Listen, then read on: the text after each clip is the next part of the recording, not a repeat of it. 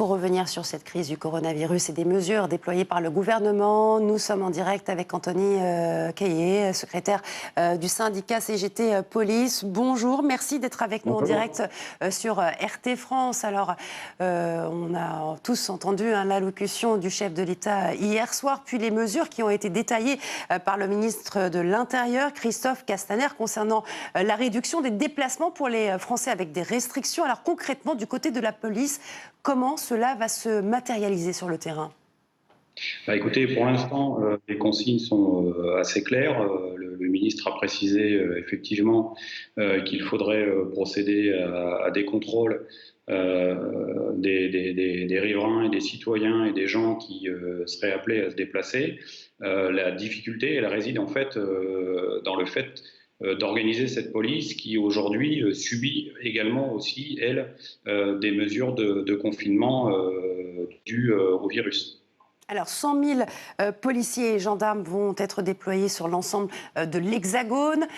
Quels sont les justificatifs que vous allez demander obligatoirement lorsqu'il y aura des contrôles, justement ?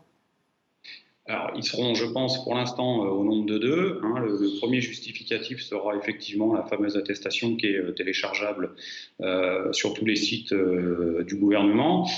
C'est également une attestation qui peut être faite manuscrite. Et puis, le double contrôle sera bien évidemment une pièce d'identité.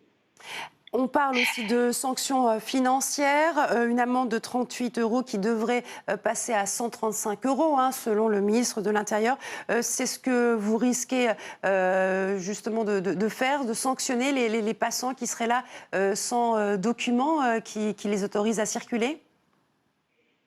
Alors effectivement, si vous vous trouvez en dehors des fameux items cités qui ont été précisés par le ministre de l'Intérieur hier soir, effectivement, vous êtes passible d'une amende de 35 €.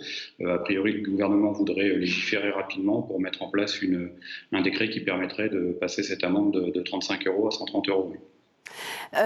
Certaines personnes sont autorisées à se déplacer avec leur justificatif aussi de travail. On pense par exemple à notre profession, les journalistes, avec la carte de presse qui pourront circuler, mais les Français qui auront besoin justement d'aller au supermarché ou même d'acheter juste une baguette de pain, ils devront présenter justement ce document. C'est incontournable, c'est obligatoire ?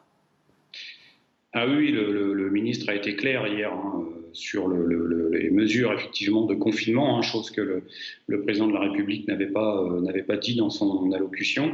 Le ministre a bien, quant à lui, expliqué que c'était bien une mesure de confinement et donc il faudra effectivement présenter cette attestation à chaque contrôle de police. Oui. Vous serez donc en première ligne sur le terrain. Est-ce que vous serez également protégé ? On pense justement à ces mesures barrières, on parle de masques, on parle de gel. Est-ce que vous aurez une aide par rapport à ça ? Alors c'est ce que je vous disais dans mon propos liminaire, c'est toute la difficulté aujourd'hui puisque les policiers sont aussi sujets à des symptômes et font aussi l'objet de mesures de confinement. Nous commençons effectivement à recevoir des masques et des produits hydroalcooliques. On pense que c'est assez tardif.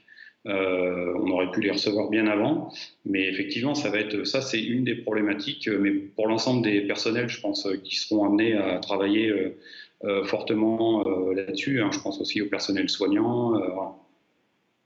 Très bien. En tout cas, merci beaucoup, Anthony Caillé, d'avoir répondu à nos questions. Je rappelle que vous êtes secrétaire du syndicat CGT Police.